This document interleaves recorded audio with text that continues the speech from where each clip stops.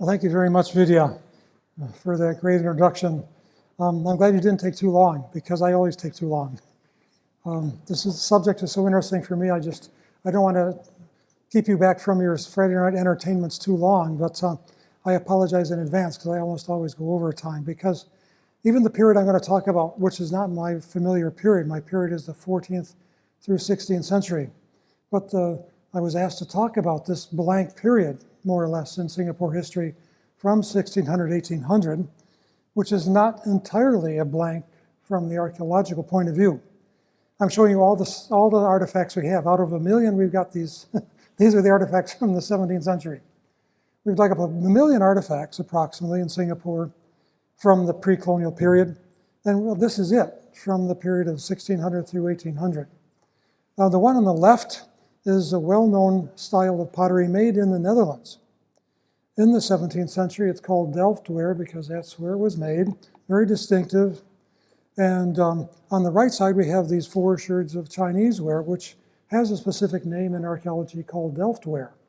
Oh, sorry, called Batavia ware, because it was made in the probably Jingdezhen, but for the Dutch in Indonesia, and for the Chinese who lived in Indonesia during this period.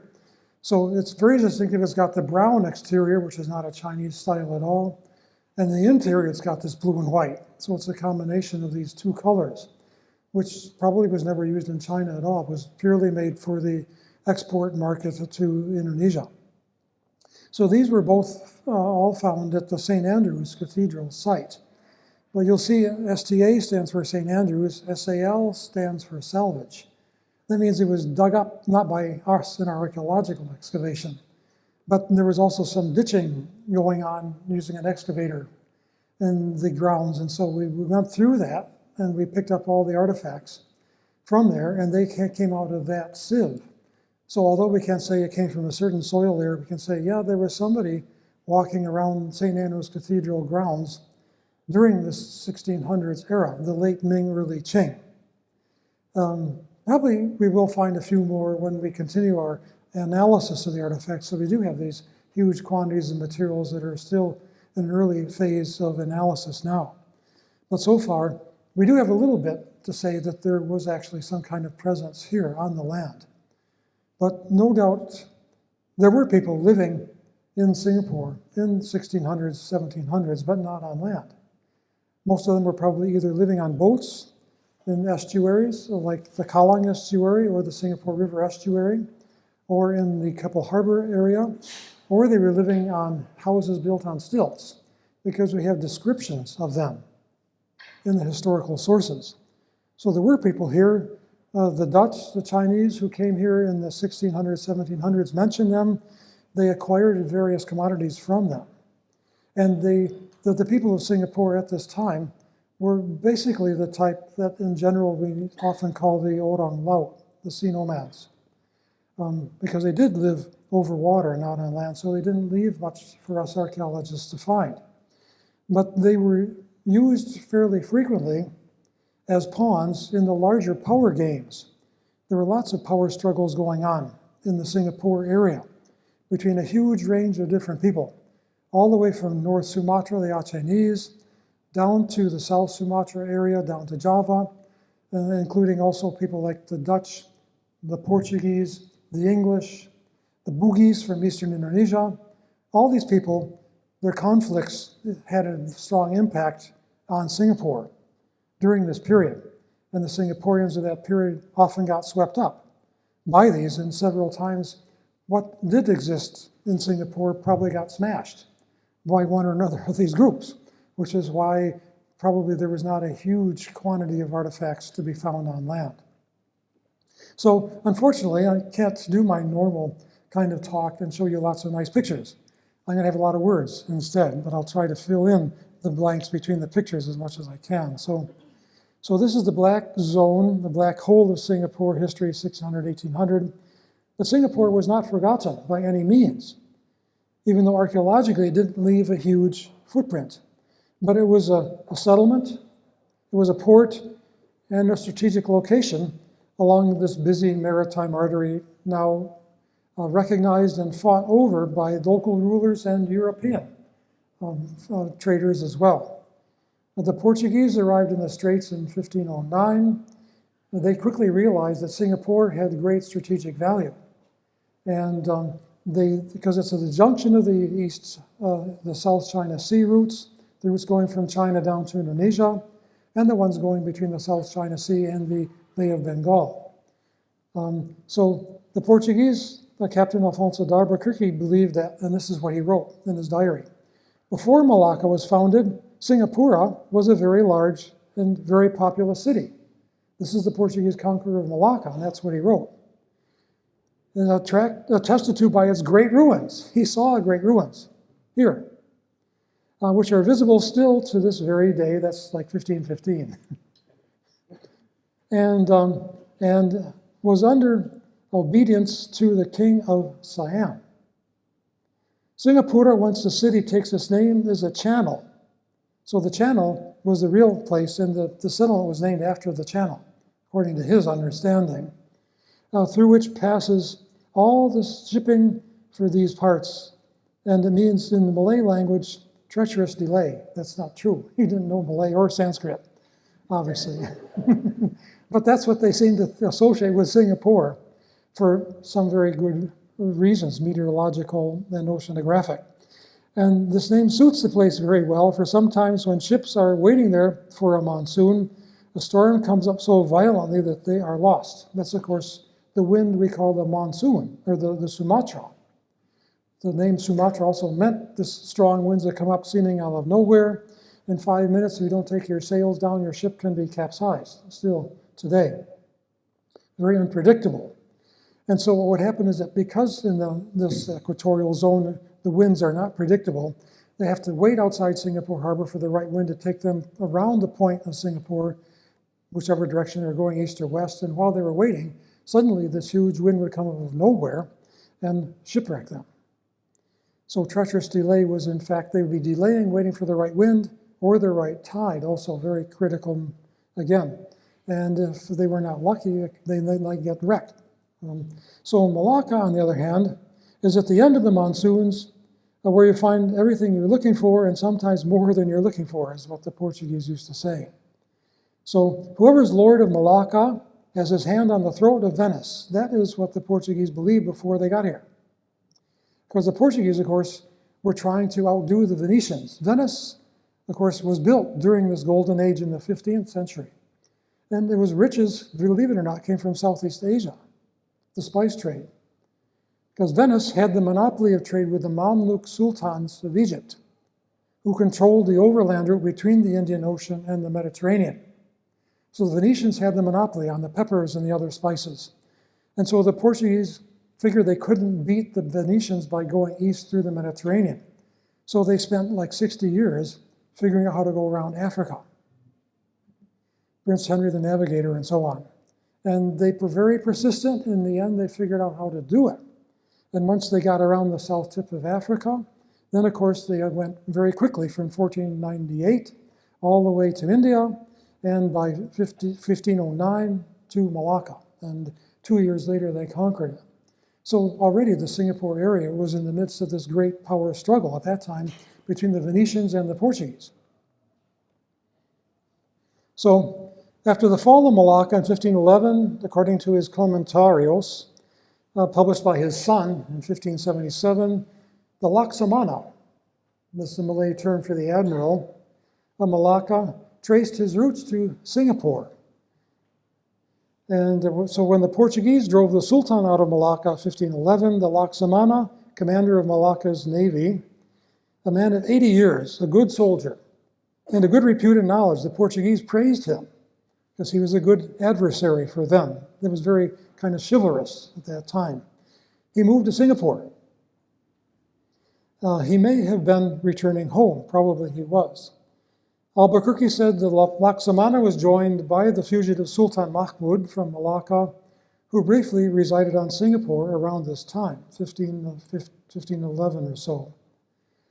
So the Laksamana, he never gives us his name, but he's very probably the man we know from Malay folklore as Hang Tuah. He would have been 80 years around at this time. That means he was probably born around 1430, which would mean that he was probably the person who wrote several letters to Japan, to Ryukyu, Okinawa, which are preserved in the Japanese records. So he was actually writing letters, not the Sultan of Malacca. And again, unfortunately, he doesn't ever sign his name. So we can't say this is Hang Tuah. What we can say is that it was the Admiral of Malacca was actually running the foreign affairs. He claims to have saved some Japanese sailors from shipwreck, sent them back to Okinawa. There's a lot in the Japanese records which have still not been studied about the relation of the position of Singapore in the 15th, early 16th centuries. So Hang Tuah was probably a Singaporean. He went home, came back here to get away from the Portuguese. So Pires, Tome Pires, he's the one who wrote the most besides Albuquerque. And he wasn't very complimentary about Singapura. Again, he called Singapura the channel. It has a few salates. Salates is the Orang Laut, the Orang Salat, the people of the Straits. It has some villages on it, but it's nothing much. From there onwards, the said kingdom does not extend any further on land. By implication, it extends further on water. But on land, it didn't have a big footprint. The channel is a thing of little importance. I mean the people who live there. But he corrects himself. Then the channel is very important. So he's talking about the Keppel Harbor area. So the Salates, the sea nomads, Singapore was not their headquarters, Bintan was. So if you look at the Singapore area from their point of view, Singapore would be at the northern fringe. And their zone was the whole Riau archipelago, going down to Lingga, all these islands, and that whole huge area of eastern Sumatra. Because all of those estuaries there, also those were the people of the same general nature, their adaptation to life at sea. They inhabited that whole region. So from Singapore, hardly anybody ever looks west. But that, in fact, was one of the major kinds of areas where the Singapore identity was also expressed, besides here. Singapore, no doubt, was one of the main centers of it because of its position in the trade with India and China. But a lot of the people themselves would have resided in the east coast of Sumatra and come back and forth from there. Rokan, for example, that's one of the big rivers in the east coast of Sumatra opposite Singapore. So the vassal Malacca was called that. It was required to help in wartime with rowers and soldiers who were given only food for their service.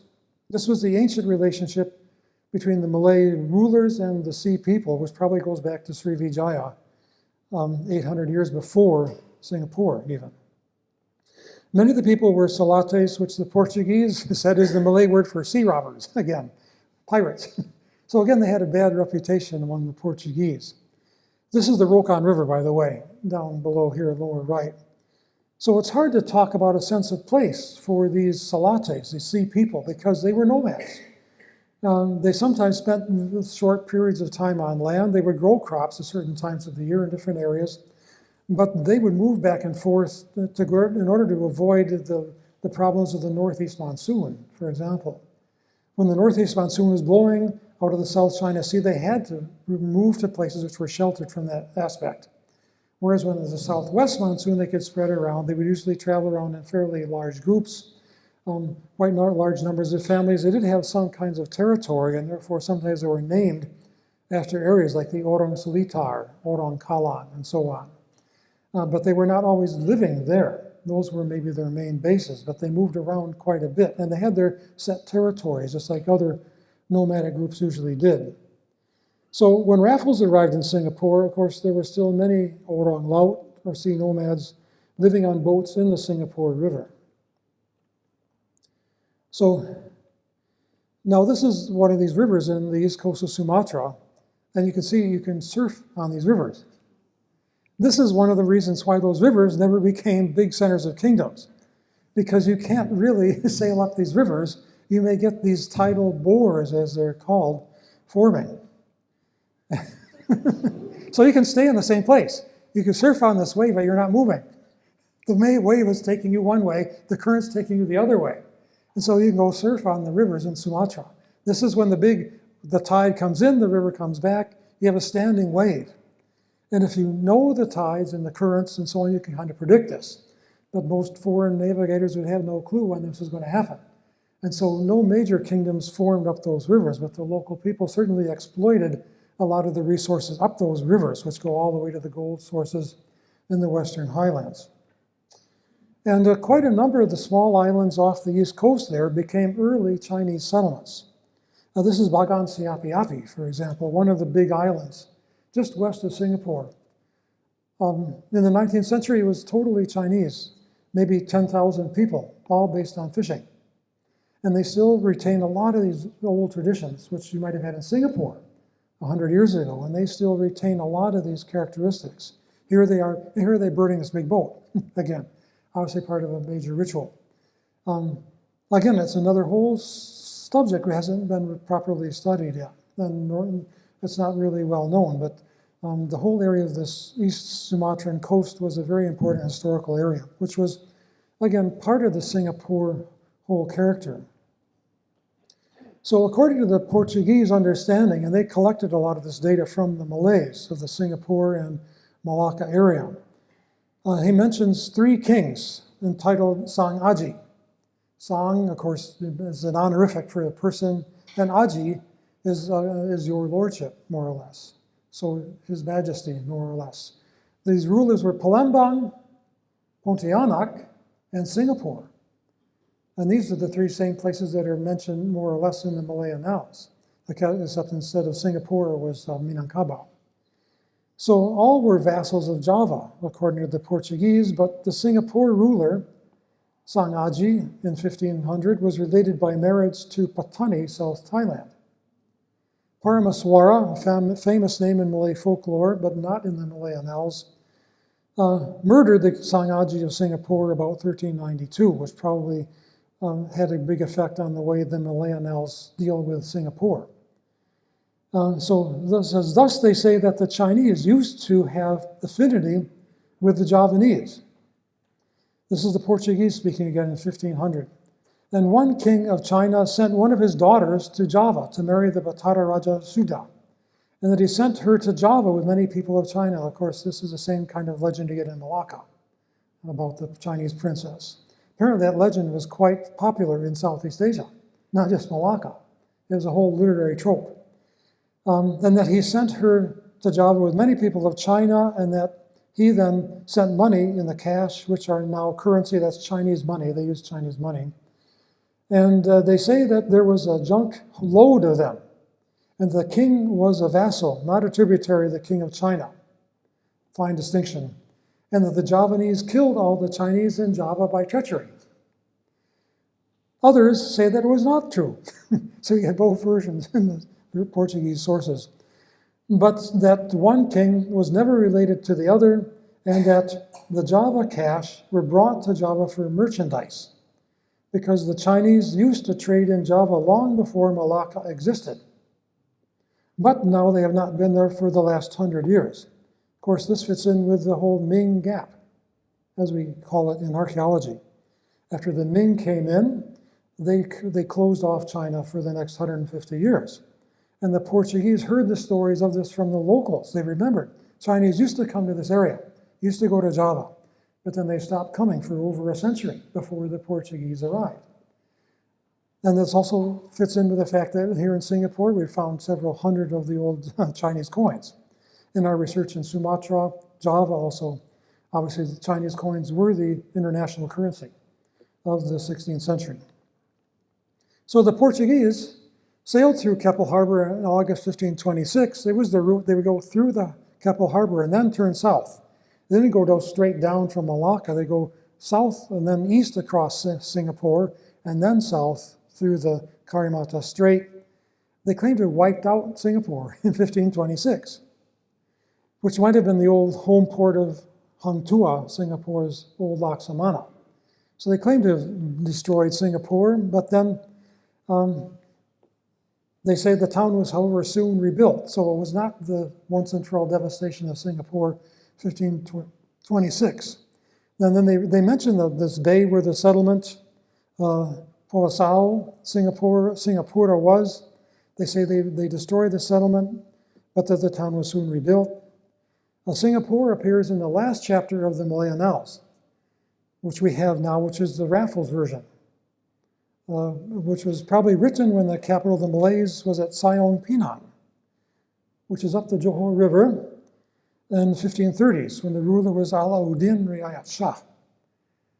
Section 31 of the Annals mentions the story of a Singapore headman named Pate Adang, or Lundang, it's hard to read in the Jawi script, whose title was Sri Bija di Raja. So at this time, the Singapore ruler had this title, the Royal Sri Bija. He was killed, and his followers were granted to the ruler of Pahang, presumably moving there from Singapore. So the ruler was killed again by the ruler of Pahang. Again, the Singaporeans were probably forced to move there. One of the main objectives of warfare at this time was to capture people, not to take over their land, but to get human beings, because they needed labor. The region was still vastly underpopulated in the 1600s. His son, Sansetia Bentayan, however, was given the fief of Singapura. So there was some vestige of authority still here on Singapore, after Singapore was conquered by Pahang. In the mid-16th century, the Portuguese considered building a fort somewhere on the Singapore Strait. But the Viceroy of Goa, that's the Goa in northwest India, decided it was better to maintain a naval presence in the area rather than to build a land-based fort. And this argument, build a fort in Singapore or build a naval base, of course, that went on until the 1940s. And the British, of course, built a naval base, which had a major effect on how World War II came out. So that argument went on for 4 centuries. How best to exploit Singapore's location?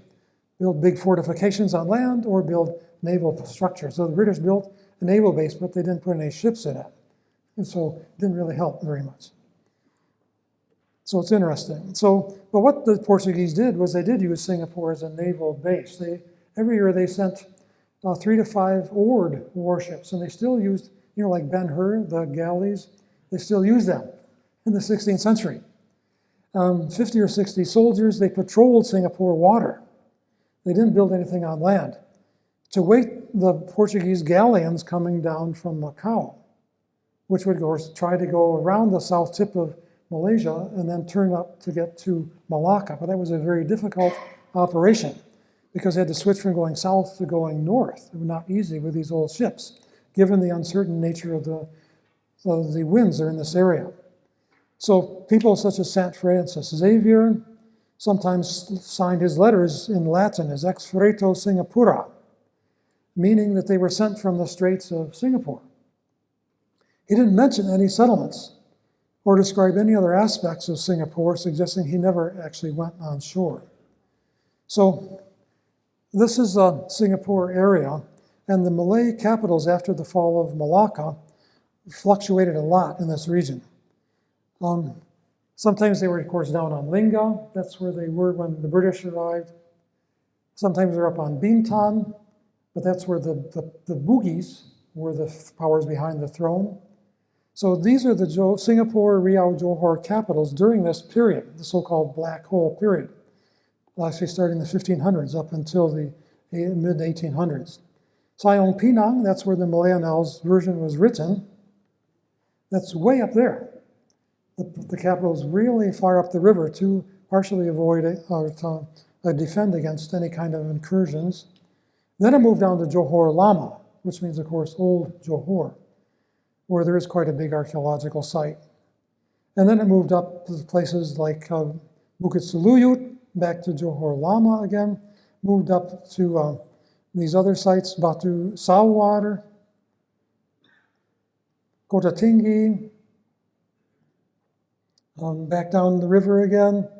And so this is, if you look, of course, at the Johor Lama area, it's mainly an estuary. It's a huge open area, very good place for stationing ships. And that's where the Portuguese ships used to sit and wait for the galleons to come from Macau.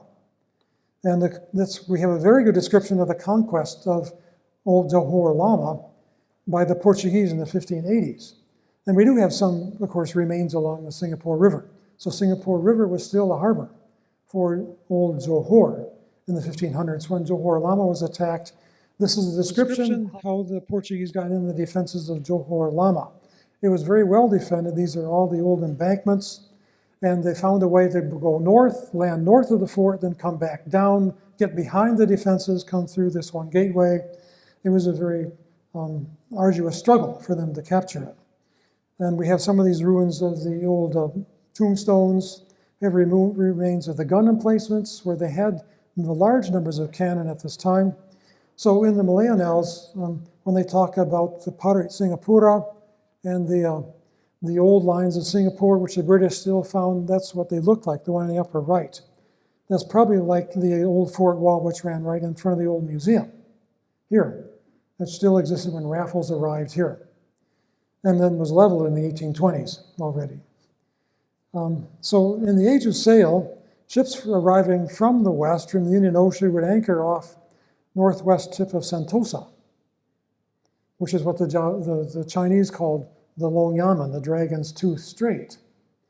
And they would do the same thing. They would rendezvous off of the west coast of Sentosa, waiting for the right tidal and wind conditions, and then they would shoot through Keppel Harbor.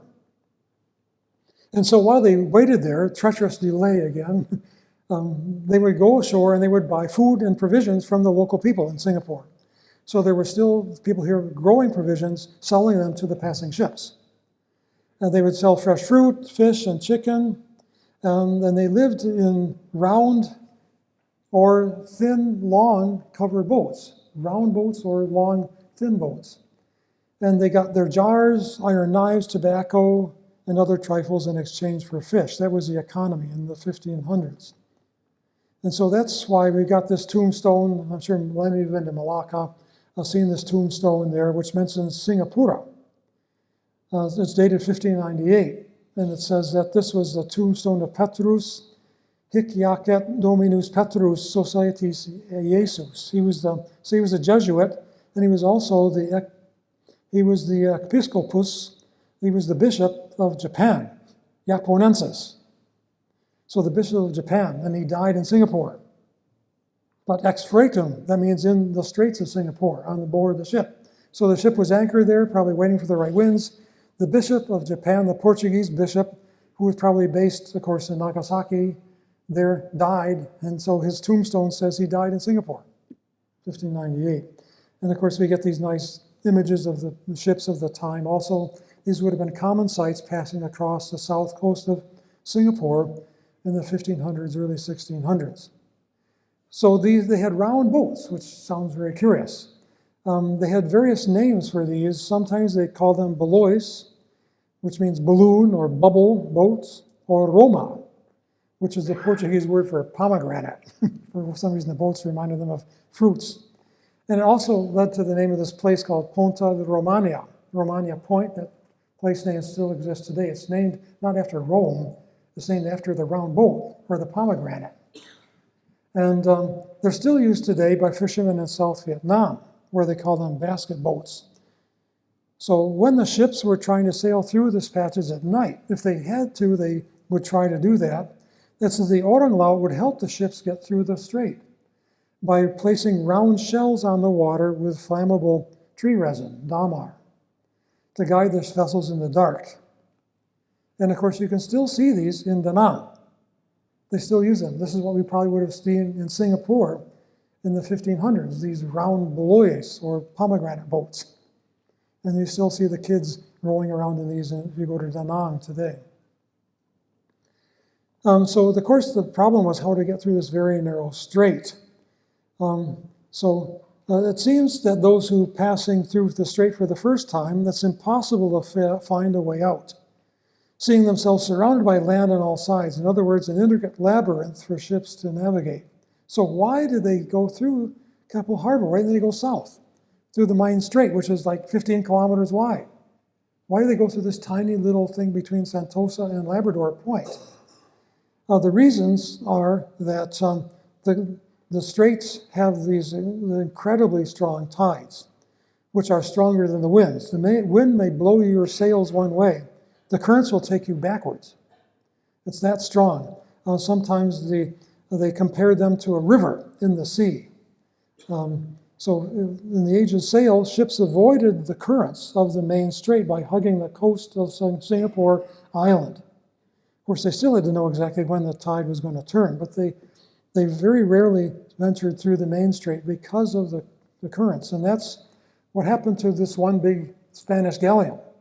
He passed by Singapore in the northeast monsoon coming down from China, or maybe from Manila. I think it was coming from Manila. He had 10 galleons and about 3,000 soldiers. And he said, no, I can't get through that little narrow strait. I'm going to go through the main strait. And what happened? He got wrecked in the Singapore main strait because he couldn't, even a big galleon could not counteract the currents with his big sails.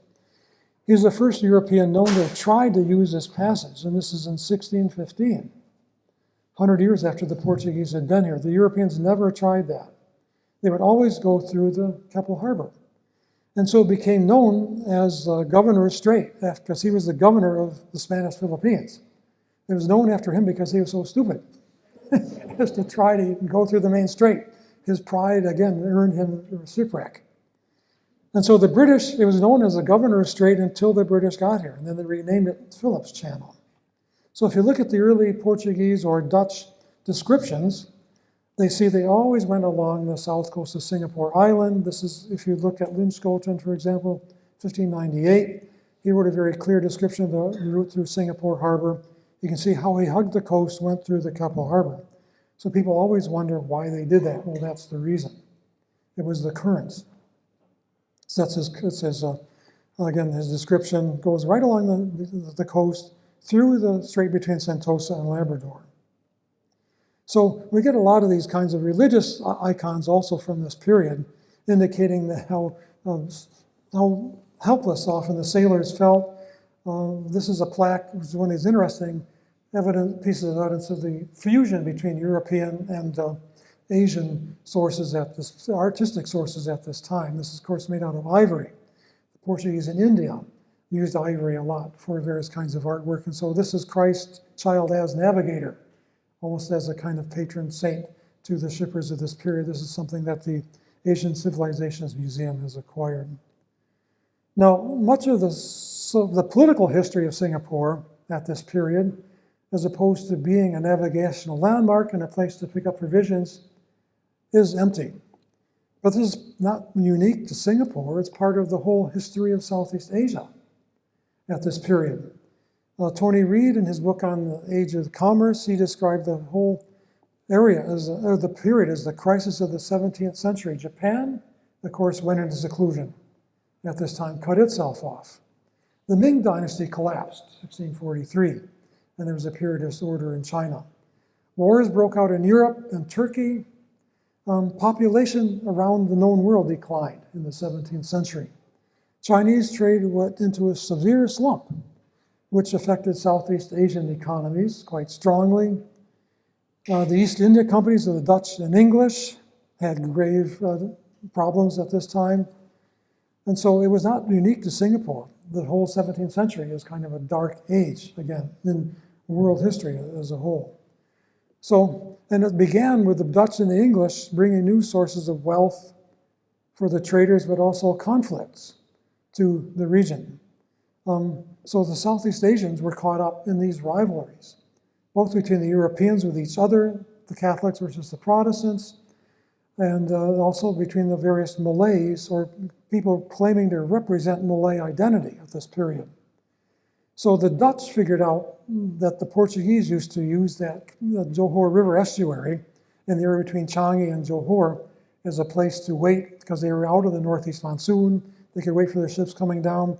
So the Dutch began to station their own ships off of Changi Point to wait for the galleons, and they would attack them instead of shepherding them. They would capture them off of Changi Point. This was a very famous battle which took place there. And it's very well documented in the Dutch sources. So here they have these kind of battle plans. You see all the ships, they're very well organized. And so here are the ships coming down from the northeast, and here are the Dutch ships sailing out to get them. And so the Portuguese also had their own galleys. You can see all the rowers with the galleys in them, because of course the galleys could go against the wind. They were not subject to the winds. They could row against the wind, they could tow the big ships. which they often did. They called that the sweeps, and they would actually tow the ships. They didn't get very fast, but at least they could tow them. And then the Dutch at this time became the allies of the Malays, because of course the Malays hated the Portuguese for having captured Malacca from them, and so the Dutch got the Malays to side with them, the Malays of Johor. And so the Malays said, this is where you want to wait, and we will help you. We'll go and scout and tell you when the Portuguese are coming. And so they would come down, and then they would go row out together.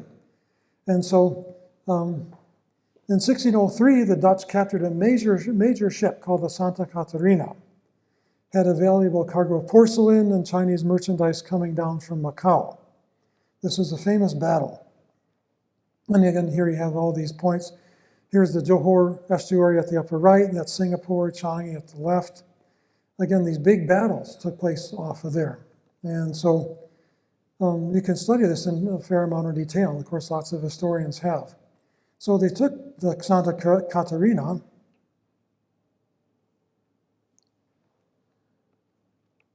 seem to be stuck here. Okay, there we go. So they took the ship back to Amsterdam and auctioned it off and made a huge profit from this. This is the first ship with a big cargo of Chinese porcelain ever to reach Europe. The whole 16th century, Portuguese didn't bring porcelain back to Europe. It was only the Dutch, when they captured the ship, brought a huge cargo, and that was the first big cargo of Chinese blue and white porcelain ever to get to Europe. It created a great sensation. They made a huge profit off of that sale. And then became a major diplomatic affair in Europe, because the Portuguese said, you're pirates. We're not at war, you can't capture our ship. And so this involved the British, because the British also were getting involved in the Straits of Malacca at the same time, and resulted in the composition of this essay, Mare Liberum, the freedom of the sea, by this Dutch lawyer Grotius. So how did they justify capturing this? It was based on the fact that the Pope had divided the world between the Portuguese and the Spanish, and put the dividing line somewhere which ran through the Atlantic Ocean, but the eastern side of South America was on the east side of the line. So Brazil became Portuguese, Mexico became Spanish, and the Philippines they couldn't quite figure out. Who had the right to that on the other side of the world? Where was that line of longitude? So about that at the time became a moot point for a while, because the Spanish and the Portuguese thrones were combined. So for a while it didn't make any difference. But Grotius then said, the Pope doesn't have the right to divide up the world. So we Dutch can sail wherever we want to. So we're defending freedom of the seas by attacking the Portuguese in Singapore. So he twisted the whole situation around. And so this became the legal framework for the modern law of the sea, the Santa Catarina affair off of Singapore. And the ship became known as, well, in the Portuguese, it was a kind of ship called a caraca, the Portuguese name for this kind of ship. And so in English, it got corrupted into crockery. So it came to mean crockery or pottery instead of a ship. That's how that origin of the word came about. So we have these other descriptions of Singapore in the early 1600s from the Europeans, like the Dutch say they saw a village and a beautiful harbor, and the fine bay, the town of Singapore, verifies that a Singapore settlement still existed, probably the mouth of the Singapore River. This is a map of Singapore River Singapore in 1604. It mentions all these names of places which still exist. Tanah Merah, Sungai Bedok, Tanjung Ru. Those places all were here in 1600. Wherever there was a little stream coming down the east coast, there would have been a village at that time, and there would have been some population, which is probably now either under the condos or under the East Coast Parkway. But there's also a place called the Shabandaria, which is the harbor master. So there was a harbor master here still in 1604. And then there's the old strait, the new strait, Belakang Mati, the old name of Sentosa was still there. So there was still an authority here, a governmental authority, 1604. Now the Malay Annals, Celeber version says the Singapore chief in the time of Sultan Alauddin, when this version of the Malay Annals, the oldest known one we have, has the title Sri Raja Negara, very high sounding title. His glorious king of the country. And he was described as the vigorous leader of Johor's military forces, but he lived in Singapore. According to Cornelius Bataliev, still had a harbor master 1606. 1607, the King of Spain and Portugal, they were combined, ordered the Viceroy of Goa to build a fort in the Singapore Strait, but they never carried out his order, obviously. A Dutch merchant named Jacques de Cout argued that, again, the Dutch ought to build forts on Sentosa and at the eastern end of the old Sabandaria, perhaps around what's now Tanamera or Bodok. Again, the recommendations never got carried out. So the Dutch urged United Spain and Portugal, because at this time, Netherlands was under Spain. This is how complicated European politics were at this time. So that gives another indication of why Singapore's history at this time is kind of complicated. He argued that the island has an excellent port and called Singapore a natural fortress. So Singapore's advantages were well known, but nobody got around to actually committing any capital to it. 1607, the Dutch East India Company had a fort way up the Johor River, but it was sacked by the Achinese. The Achinese from North Sumatra went all up the Johor River, attacked and destroyed the Dutch factory up there. So Peter Flores, who was an English sailor, passed through here later that year, doesn't mention any inhabitants except the sea nomads. Maybe the settlement at Singapore River estuary had been also attacked and destroyed by the Achinese at this time. This is a period when the Achinese of North Sumatra actually had a king who was from Pahang. So North Sumatra had a king from Malay Peninsula, and he hated the Malays of Johor because they were his rivals. And so he was attacking Johor and trying to make Aceh the center of the Malay world. And he wanted all the Malays to become Achinese. And so that's why Singapore was again a target for the Achinese way down here. So the Malay capital was then reestablished way down on Lingga at this time to get away from Aceh. Not so much away from the Europeans, but away from others claiming the mantle of being the kind of formers of Malay character. So the Sultan then agreed the Dutch could build a fort either at Karimun Island or up the Johor River estuary. Whoops, sorry. And so this became the years of the Portuguese. Of course, the Portuguese and the Dutch were great bitter enemies. Also, everybody was fighting everybody else. And Singapore was kind of the center of this whole struggle because of its strategic location, even though it didn't have a very large population at this time. So in 1619, the Dutch kind of circumvented the whole thing. So Singapore is too hot. There's just too much struggle going on, too much uncertainty. We're going to move to West Java. And that's what they did. They moved all the way down to West Java. The Chinese were also paying attention to Singapore at this time. There's a late Ming source called the Dongxi Ankao, which refers to dangerous pirates in the Singapore area. So Singapore, the Chinese still called it Temasek in 1618. Obviously the name had long changed, but the Chinese kept on the old names, which they had known for like 200 years. They still kept the name Temasek alive. The Chinese, however, also were more interested in West Java at the same time. And so they didn't settle at Singapore either. So there are these descriptions of the people who lived on shore in still the 1600s. People grew bananas, sugarcane, pineapple, but they couldn't see any houses. They were probably somewhere in the inland areas, which we haven't found the sites of yet. William Dampier, a famous English sailor and writer, the late 17th century, bought fruit and fish from Singapore's inhabitants and admired their boats. So at least they were important. In 1641, the Dutch say Singapore was one of the territories of Johor, and they said that it was rich in palm wine, which echoes what the Chinese said about Singapore in the 1300s, that Singaporeans made a really good kind of wine, probably made out of some kind of tuac. So Singapore was brewing alcohol. And it was one of its main industries, apparently, for hundreds of years, brewing alcohol, which is probably why we find these old Chinese wine cups of the Yuan dynasty on Fort Canning. They were drinking wine out of Chinese wine cups. So toddy palm It's still a major industry. If you go to Myanmar today, you'll still see people probably doing it the way it was done in Singapore 300 or 400 years ago. These are the toddy palms, and here's a guy climbing the toddy palm up to tap the fruit.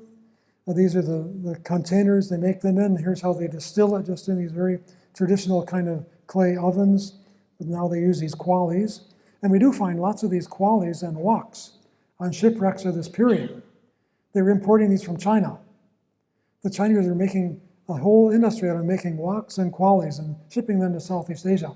We find like stacks and stacks of them on the shipwrecks in the Java Sea. Maybe they're using them in their brewing industry. And here they are distilling it. They've got these tubes here, they boil it down. And these are the fruits of the tree. And this is the kind of container of the stages. This is how they grind it up using the cattle. They do a very good job near the Bagan site in showing people how this is done traditionally. So here's the cow going around and around, grinding up the fruits and so on. So you can still see ethnographically how this might have been going on in Singapore. So dredging work on the Kallang Basin, of course, took place in the 1970s. And they did discover a lot of Ming porcelain, most of which was carried away by the people doing the dredging. We got very few of those to actually study. So there may have been some activity in the late 16th, early 17th centuries in Kallang, but we haven't found anything older than that. The Portuguese ships on patrol, they might have anchored there in the Kallang estuary, all waiting for the galleons to come down. But all this development, I'm afraid, has destroyed whatever hope we might have of finding out what role Kallang may have played in the early periods. So this is an intact plate, and this is one of the fragments of the porcelain found there. It would have looked like that, and this is the fragment we found there. A very large and very impressive looking plate. And these are some of the other fragments found in the Kallang estuary by the dredges. This is one of the many sites which has been lost to us archaeologists. So what we find now is really a small portion of what could have been found in Singapore as recently as 30 years ago. So agriculture was still a major activity in Singapore in the early 19th century. But the Kallang area was very shallow. No big boats could get into that estuary. They used to take their boats in there at the high tide, but then they would be more or less stuck in the mud at low tide, but they were using that to clean the barnacles off the ships. So they take the ships up in the Kallang, let them fall over on their sides, and they could clean the bottoms, Korean the ships, as they call it. So that's the one thing they did. It was not a major port, probably, in that area. So after 1643, the Dutch conquered Malacca, took it away from the Portuguese, but they moved most of the activities down to West Java here, Batam. And so that caused a gradual decline in the commerce in the Singapore area. And so that's another reason why 1600s, 1700s in Singapore is not a major center of trade. In 1673, the Raja Muda of Johor moved to Singapore. And after Johor, Lama was destroyed by another fleet from Jambi this time. So you can see all the fights going on in the Johor area.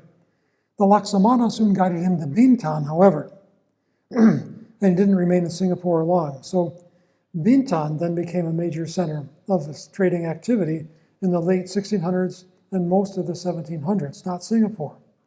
So that's another reason. There was another port in the Singapore area on Bintan instead of Singapore. So that's one reason, again, why we don't find too much here.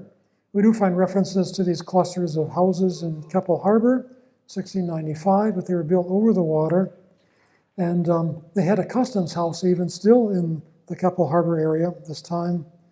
So this is Bantam. This is what was actually probably the major port at the time. You can see the mountains in the background. So at this time, what the Dutch had done, they developed a route which bypassed the Straits of Malacca. That's another reason. There were not Dutch ships coming down from India.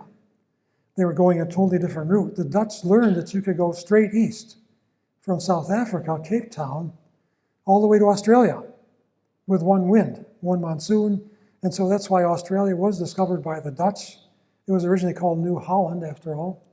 That's why you find old Dutch shipwrecks off the west coast of Australia.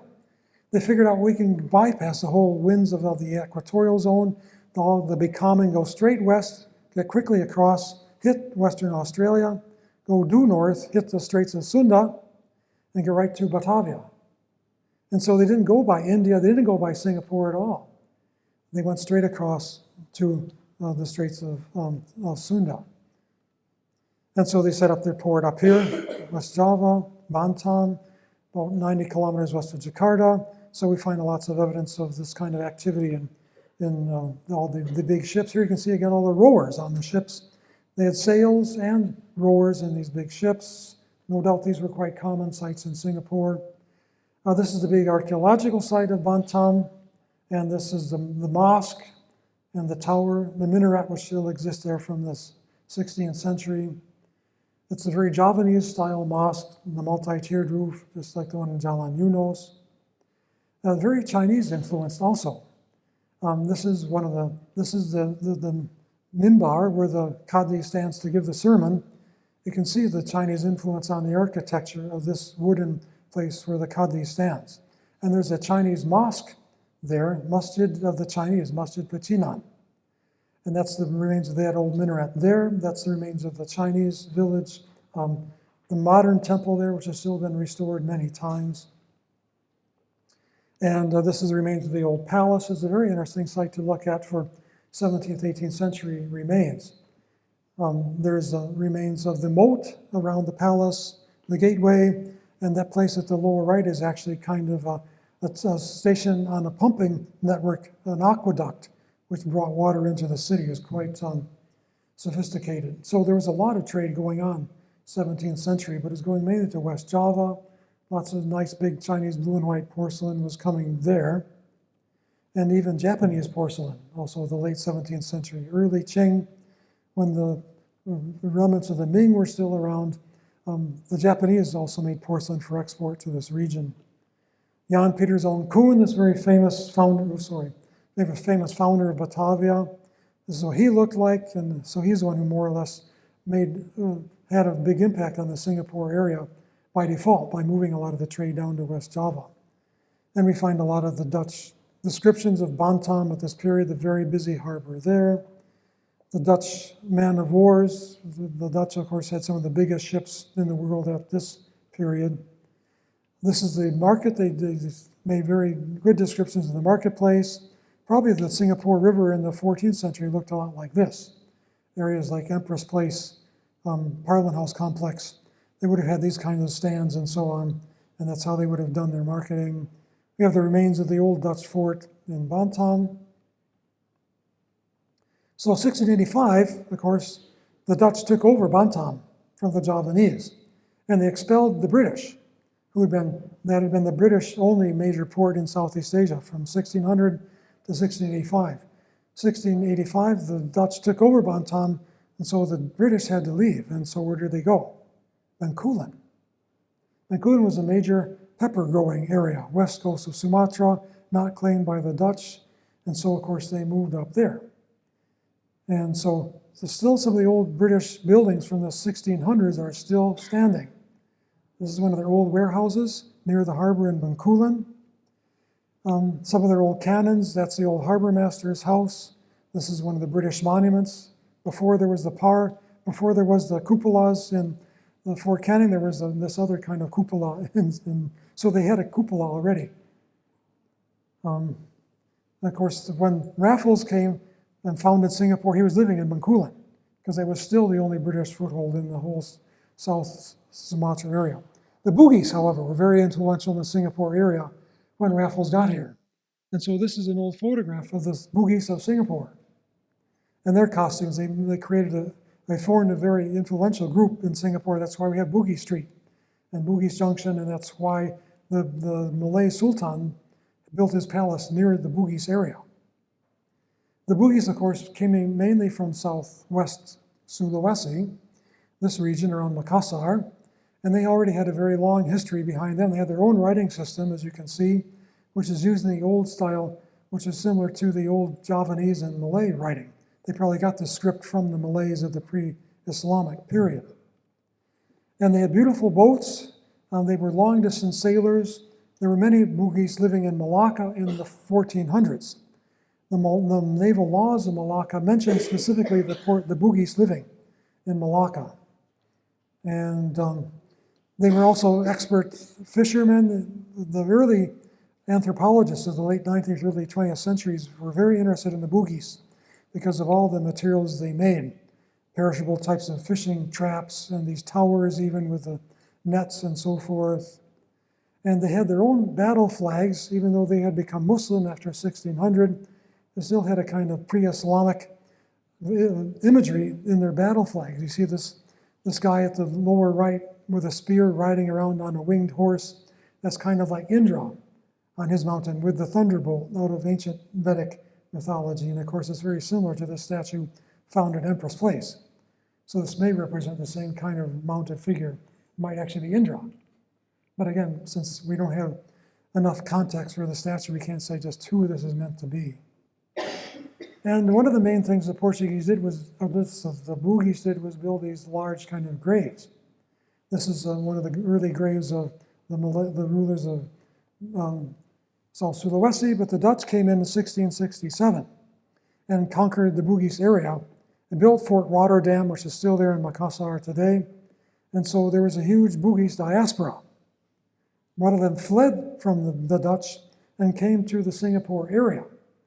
And so that's why you have the sultans of Selangor in Malaysia, they're of Bugis descent. They came in the 1600s to that area. A lot of them went to Sumatra, they went to the other islands of Riau. That's why we have these ancient and very large Bugis graves on Bintan. Dayang Merewa, on Dayang Celak, you can find these old Bugis graves there. They were very influential in Riau before they moved to Singapore after 1800. And there had been some earlier Islam already in Bintan. We find these old Islamic graves in Johor, we find them on Bintan, but not in Singapore yet. And so we have done some archaeological research on Bintan, looking for sites of the Temasek period, and we have found them. These are the two main rivers on the west coast of Bintan, which is sheltered from the northeast monsoon. So it is a good place to build your ports, and we have found lots of archaeological remains on those two estuaries, the Riau River and the Bintan River. And they have this nice big mountain there, which is a good landmark. And of course, lots of local people have been digging up the remains for decades. So they've been going around sifting, say they were living over the water also down on Bintan. Nice shallow estuaries, and so the modern people go and sift all the mud and find all these ancient artifacts. Same kind of thing that probably could have been found in the Singapore estuary before it was dredged up about 15 years ago. Gold coins, Chinese statuary, glass beads. And there's still an old site called Kota Lama, old city up the river, and there's a place there which is called Kota Piring, or City of Plates, because there are so many broken porcelains still littering the ground. Again, it's the same kind of thing you find in the Kallang estuary, the late Ming period. So big plates there, lots of commercial activity on Bintan, so Bintan was the center at this period. They were making their own coins there at this time, and also other kinds of materials out of tin. They did a lot of tin working. Some very beautiful imported Chinese porcelain. A few of these European tobacco pipes also. They did have some European vices by this period. And this very interesting little piece of tin in the shape of a ship. So they were doing a lot of very interesting metalworking. And probably they had been doing the same kind of thing in Singapore before at the Parliament House site. We found evidence of a lot of this kind of metalworking at the Parliament House location. Not coin making per se, but. So the Italian adventurer Francesco Ganelli Carreri traveled past Singapore in 1695, wrote a chapter in a book called Describing the Perilous Strait of Singapore and the people who live there. So there's an Italian visitor. And he said, he described Singapore. And then about 5 years later, a British sea captain happened by, a guy named Alexander Hamilton. And he wrote a book called The New Account of the East Indies, that the Johor River offered Singapore to him as a private individual. Here, you want Singapore? Take it, please. Because there's nobody living there, and I want someone to develop Singapore for me. But Hamilton said he couldn't accept it because he was only a ship captain, he only had one ship. He was a country trader, they called him. He was not a member of the East India Company. He was a private trader. And so he said, oh, I wish I had money. I could do a lot, but I don't have enough capital. So he says, I called at Johor on my way to China, and by the Sultan treated me very kindly and made me a president of Singapore. But it could be of no use to a private person, though the proper place for a company. In other words, it would be a good idea if the East India Company took it over. Lying in the center of trade and being accommodated with good rivers and safe harbors. So conveniently situated at all winds, serving shipping, both to go and out and come into those rivers. So he apparently did actually survey Singapore. And he was favorably impressed. He says, the soil is pretty good, nice and black and fat. The woods abound in good mass for shipping. And timber for building, I have seen large beans growing wild in the woods. So he must have wandered around in the woods in Singapore. Not inferior to the best in Europe for taste and beauty. Maybe he's talking about, I'm not sure what kind of beans, maybe patai. And sugar cane, 5 or 6 inches round. The sugar cane actually is indigenous to this region. It doesn't come from Latin America. Sugar cane is an indigenous Southeast Asian crop. So it's no surprise. It was not imported. It was growing in the Singapore region wild. But he doesn't mention any people on Singapore in 1700. This may have been one of the Johor Sultan's considerations in making him the offer in the first place. So 9 years later, some mysterious person made a map of Keppel Harbor. This map is in the British archives, and it's dated 1709. So somebody took Hamilton's suggestion seriously. Was it a member of the East India Company? We have no idea. It's not signed. It's in a bundle of papers which actually come from Bencoolen. But maybe somebody from the Bencoolen base came to look at Singapore then. And so there is Lot's wife, which is the old Long Yaman, or it was the Malay Batu Berlayar, entrance to Keppel Harbor. And there is Sentosa, the northern tip of Sentosa, and it's got all the soundings. So they went through and actually sounded the depths into Keppel Harbor. And it says, here the narrow straits of Singapore showeth as you ride there, both openings having east and west from one another, etc., etc.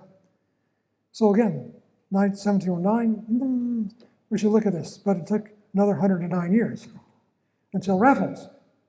Again, there was a huge gap between this. I don't think Raffles knew this map existed. He never mentions it. And so, pretender of the throne to this Johor named Raja Kecil, or Kecik, sometimes he was called, sent a messenger to Singapore to gather support from the sea people again. These are all these battles going on around the time of Alexander Hamilton. The leader of the sea people, Raja Negara, Singapore still had this kind of ruler who was probably a sea nomad. Then 50 years later, another war between the Bugis and the Siak on the mainland. Raja Ismail sailed to Singapore, where he treated the sea people harshly, forcing them to join his side and ordering them to prepare prahu and sampan, ships for him. So the order out here made ships for the Malays. And so they were obviously the experts who actually made the ships. The Raja Negara led his people in a sea battle against the Bugis. And of course, the Bugis were here because they had been living here for some time, off of Tanah Merah, around 1767. So there are all these references to Singapore as a source of naval manpower and shipping skill as well. So there were definitely skilled people living here, but that's how Singapore was seen. That's Siak over there, just opposite Singapore, quite close by. So the Ming Dynasty fell 1643. Kangxi, the emperor who stabilized the Manchu rule, didn't take revenge on the merchants who stayed in Southeast Asia because they were still sympathetic to the old Ming loyalists. But the customs duties provided an important source of revenue for Guangdong and Fujian in the early Qing, as well as the imperial family. The British attention was focused on India during this period in their only Southeast Asian base, which was Bencoolen. 1786, the British began to pay attention again to Southeast Asia after a long, like 150 years. when they hadn't been doing much here. And a few years later, of course, Napoleonic Wars, Malacca came into British temporary possession. They took it to get away from the Dutch who had been conquered by the French. Around the 1800, that's when Southeast Asia began to emerge from the long slump. So this is another reason which led probably to the revival of Singapore. Trade as a whole in the world was reviving at this time, after a long period of decline or stagnation. So new British initiatives led to the founding of an East India Company settlement here 116 years after Hamilton envisioned exactly the same course. So Singapore was not empty. It was not insignificant. The centers moved around a lot, from Malacca down to Bintan, down to Riau, Lingga, all the way down to Banten. But Singapore was never neglected, was always an important consideration, more as a pawn than a larger game. So Singapore was still strategic, and many people thought, oh, we should build a fort here, but it's not until Raffles that someone actually implemented this. Thank you very much for listening to my long story.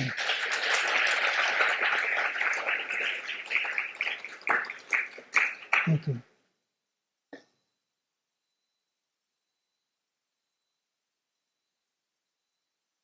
Great video.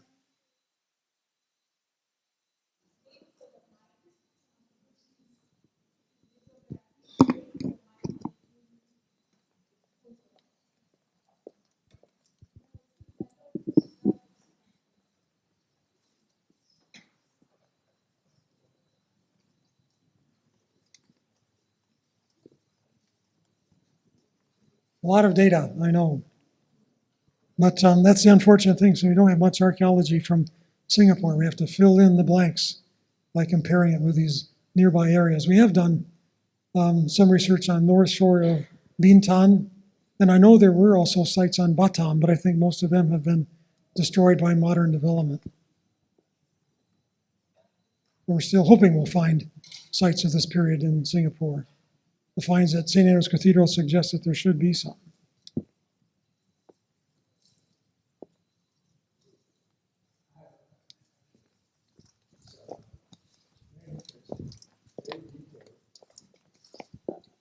I know that you have a thick book, which I barely glanced through.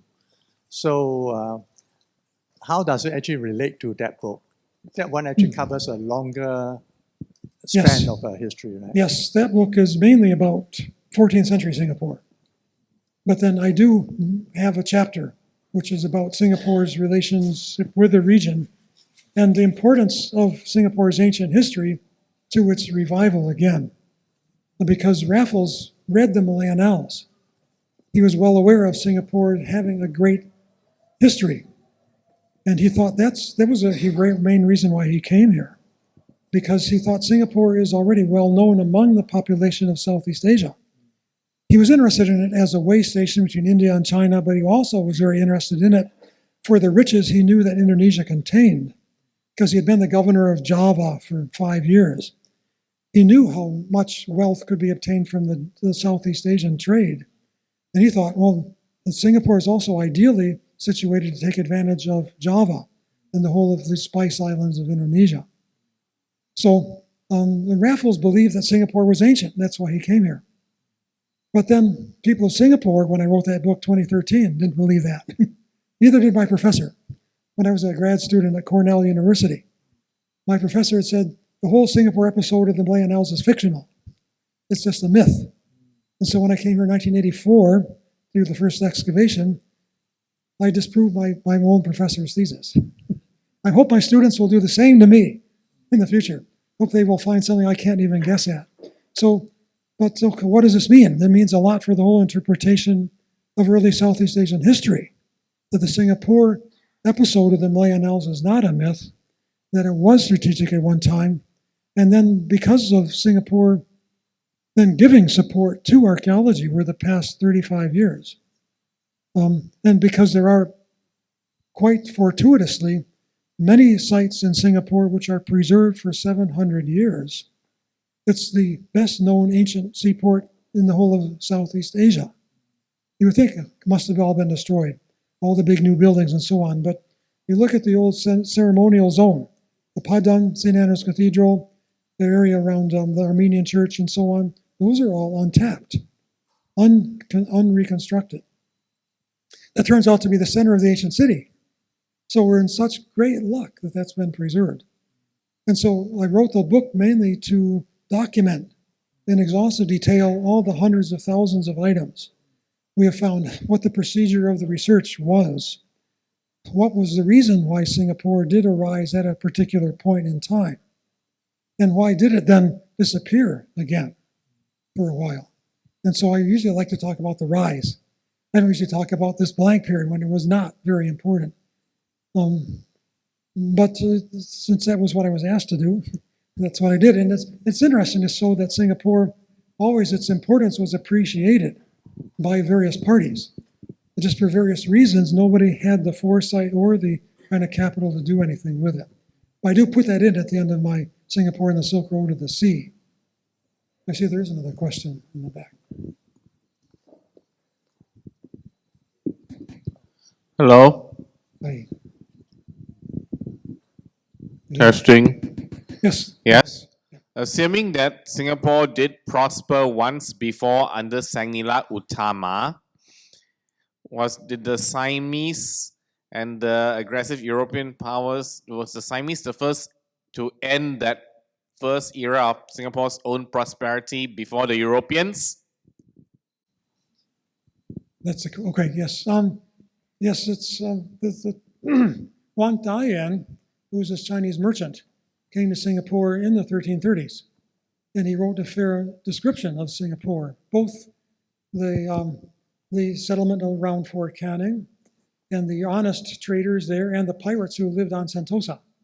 And he said that a few years before he got here, Singapore had been attacked by the Siamese. He uses the Chinese word xian, which comes from Siam. Now he says that the xian came with about 70 junks, a huge fleet, and they attacked Singapore, where he was. But he says that the locals shut up their gates. They had a fort. They had defenses. And so the Siamese were laid siege for a whole month to Singapore, but they couldn't get in. They could not break the defenses. And so then an imperial envoy passed by, he says, and so the Siamese ran away. So the Siamese attacked Singapore, but they did not conquer it. But later on, it seems likely that Singapore, well, we know that Malacca paid tribute to Ayutthaya. So it's quite possible that also Singapore, Temasek period, did also pay some tribute to Ayutthaya after, say, 1351, when Ayutthaya was founded. Singapore was right at the southern end of the area that Siam claimed as its territory, and they also attacked places in Sumatra at this period. We have a lot of references to attacks by the Siamese on Aceh and even Jambi. But the Javanese were also attacking the same places at the same time. So the whole Straits of Malacca was at the kind of junction between the mainland empire and the island empire. And so Singapore probably had to pay tribute to both Siam and Java at the same time. But they paid off both sides, and therefore they were not attacked. So this is a cost of doing business at that time. So Siam did not conquer Singapore, but probably it was better to pay them off, to pay them tribute rather than to actually risk being attacked again. But Siam never conquered Singapore, as far as we know.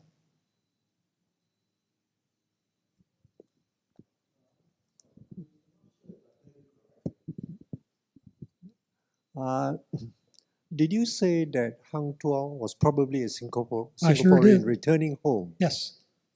That's what the Have you Portuguese got said. evidence for that, please? Yes. Okay, so the Portuguese just talk about the Laksamana.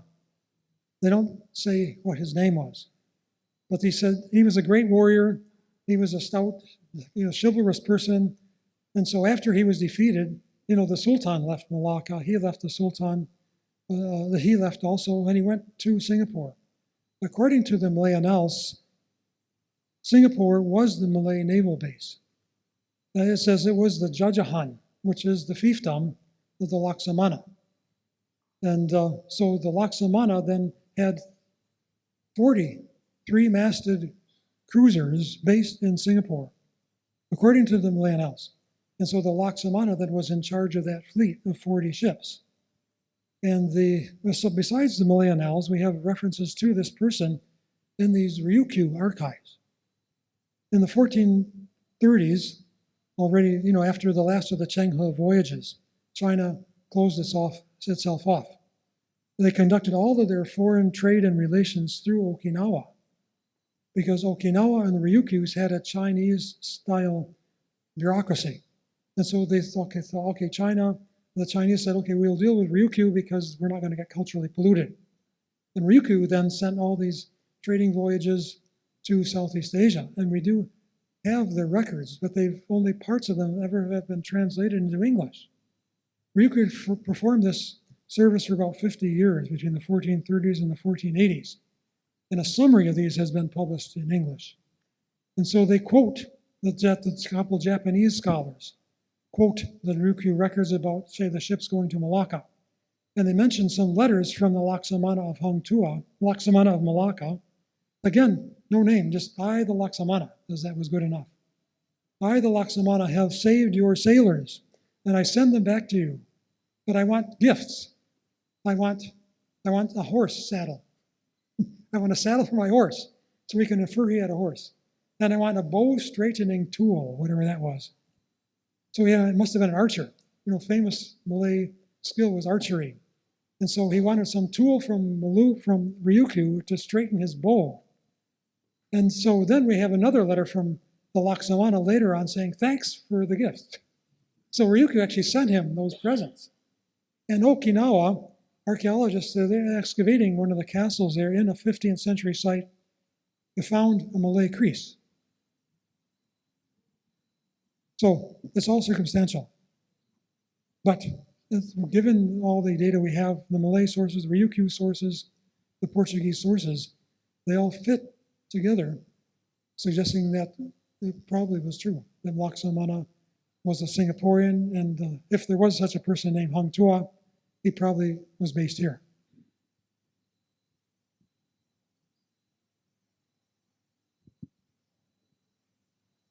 And Malaysia so far has not challenged this. I've given this lecture in Kuala Lumpur, and nobody actually could contradict me. So, any Malaysians here?